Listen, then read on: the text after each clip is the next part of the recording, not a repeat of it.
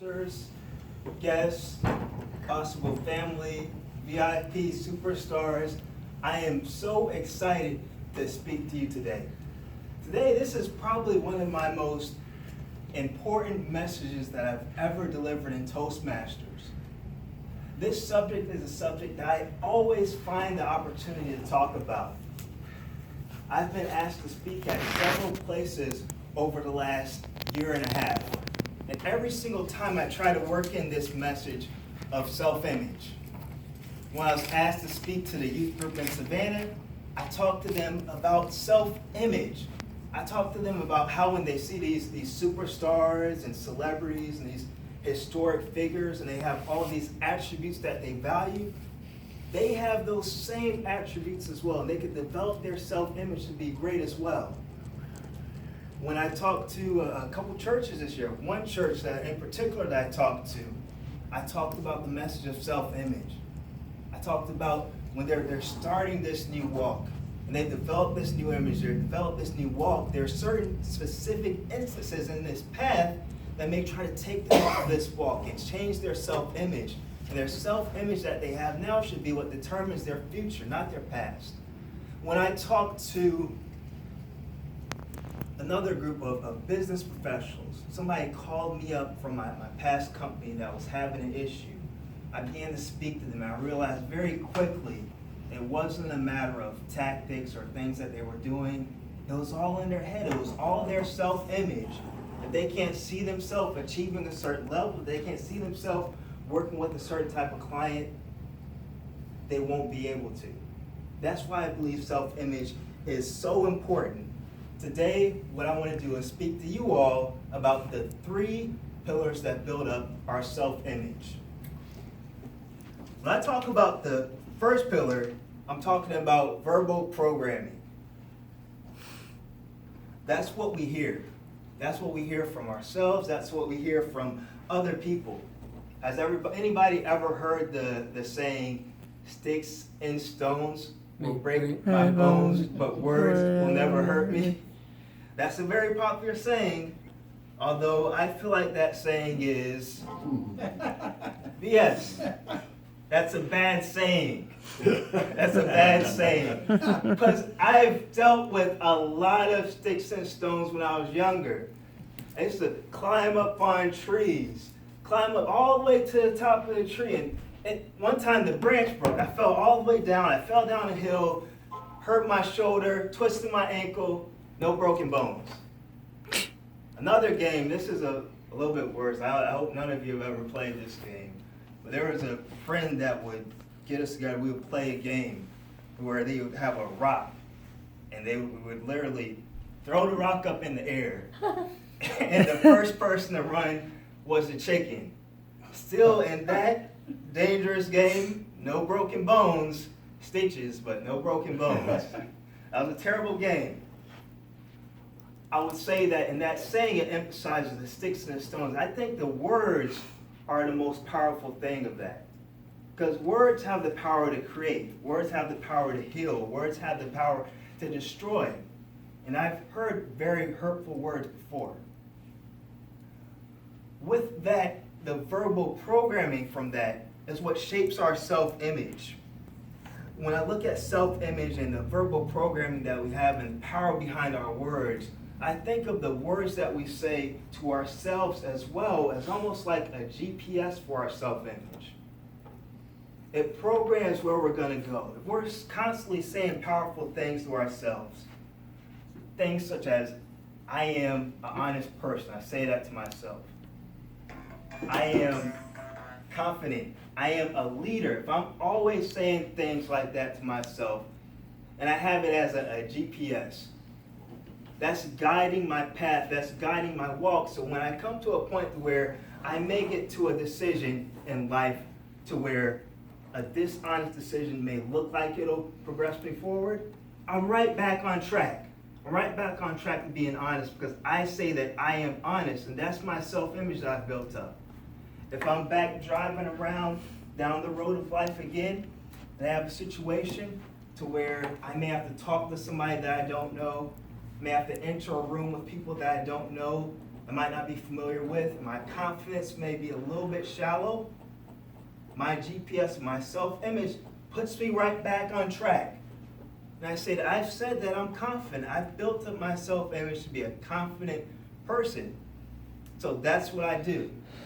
The last trip, if I'm ever in a situation, I'm here and I need to step up and I should step up, and I don't feel like it, my self-image tells me that you're a leader. If you can lead this situation, you need to step up. That's why I believe self-image is so important, and our verbal programming helps us develop that self-image where we can take advantage of those type of situations. Now, the programming doesn't always come from ourselves. Our programming isn't always, verbal programming isn't always something current. Sometimes it's something from way in the past. Another saying that you may have heard when you were younger, maybe your friend's parents, that don't talk to strangers. Don't get in a stranger's car. Don't take candy from strangers. And then you get a little bit older and say, don't meet strangers online, because it's dangerous. They can be crazy. These days, you may be missing out on a huge opportunity if you don't do that. If your self-image was so firm into not talking to strangers, today you can pull up an app, meet a stranger online, they'll pull up their strange car, and if they have candy, that might give them a 5-star Uber rating. You miss out on a whole world if you don't talk to strangers. Even more seriously, if you still have that programming, that verbal programming from the past to not talk to strangers, and you're in business, and you don't talk to strangers, every single one of your best customers, every single one of your best clients may have at one time been a stranger. If you're moving to a new city or entering into a new group, and you don't talk to strangers, you'll have a very, very limited life.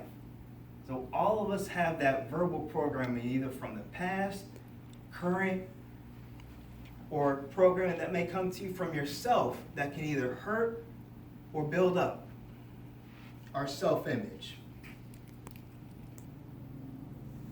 Moving forward to the next point that builds up our self-image is modeling.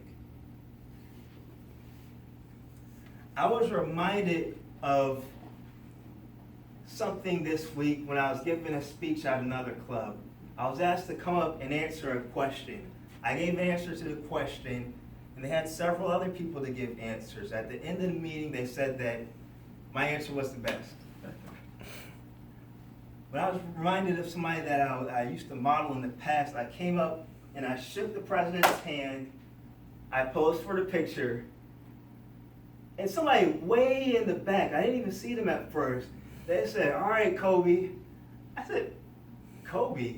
I didn't run up there. I didn't jump up there. I didn't grab the award and shoot it like a basketball. They called me Kobe Bryant just from coming up there and shaking his hand. It caught me off guard. Although at the same time, it didn't catch me off guard because it's not like it's something that I've never heard. I've heard that before because when I was younger, I would model the NBA basketball player Kobe Bryant. I would be in my driveway practicing for hours by myself, trying to do every single move that he did. I believe I had the same jump shot. I had the same walk sometimes. I would even practice in the driveway all by myself. Now I would call out plays and shoot the shot myself. That was Kobe. That was exactly Kobe. I spent so much time modeling that player. When I was younger, there was a time where I was in a game. Up until that point, I'd just been practicing. I finally entered into a game. I heard somebody in the crowd say, "Somebody get on Kobe, he's killing you guys." And I realized they're talking about me. All my practice, all my emulating the moves was finally paying off. I modeled that NBA All-Star to the point to where other people were starting to see the same thing that I've seen in my self-image. When we're modeling somebody, it doesn't have to just be in sports. It doesn't have to just be somebody that's a celebrity. It could be one of your peers. As long as that peer may be at a higher level than you are, they may be excelling at something that you might not have the expertise in, they will be able to take you to the next level if you model those same actions that they're doing. One time when I was in college, before I came into college, I came straight through high school without too many troubles academically. Although when I entered into college, I struggled those first couple semesters until I met a girl that changed the way I did things pretty much. I met her, I ended up acquiring her number. I gave her a call and I wanted to meet her really bad. I wanted to connect with her and talk to her. And I called her up and asked her, hey, would you like to go get something to eat tonight? She said, surprisingly, she said, oh, no, Justin, I don't eat. That caught me off guard. Everybody eats. I know it wasn't me. Everybody eats. And I said, so what do you mean you don't eat? She said, no, I'm sorry. I was just so busy studying. And it just slipped my mind. I'm not getting anything to eat tonight. I'm going to be in studying all night long. I was sharp. I said, okay, well, let's study together. I got my book. I went over there to study, and I was surprised once again. When I went back to a room / study hall, I seen things that I have never seen before up until that point. I entered into her room. I seen Post-it cards all around the room. I seen index cards all down the bed, books open, every single color highlighter you can imagine. I looked in the book, it had a green paragraph, a red paragraph, a yellow paragraph, an orange paragraph. Things were circled, things were starred, things were underlined in black, things were underlined in blue. And I had my book still in the wrapper. I wasn't doing the same things that she was doing. But I sat my book down, I unwrapped it, I said, what do you have going on here? She said, Justin, this is studying. This is how I study. I hung out with her even more, and I learned exactly what she was doing to study, and I gained my own study skills. I found another group of people that had study skills like that, and the more I began to learn to study, I went from somebody that was unconfident about the next level of education to somebody who had all of the tools to be very successful. I modeled what they were doing, and that improved my self-image to somebody who could be successful. We can all find somebody to model in that way as well.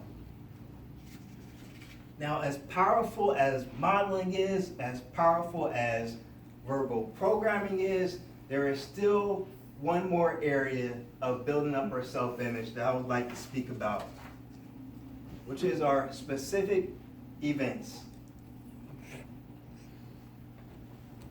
These are the events of our past that have made an impact on our self-image. Some of them may be very positive and empowering. Some of them may be negative things that we may need to reshape. I have many stories, many events that have happened to me. Tonight, I would like to only talk about one story. This story takes me all the way back to first grade musical. First grade musical was a huge event.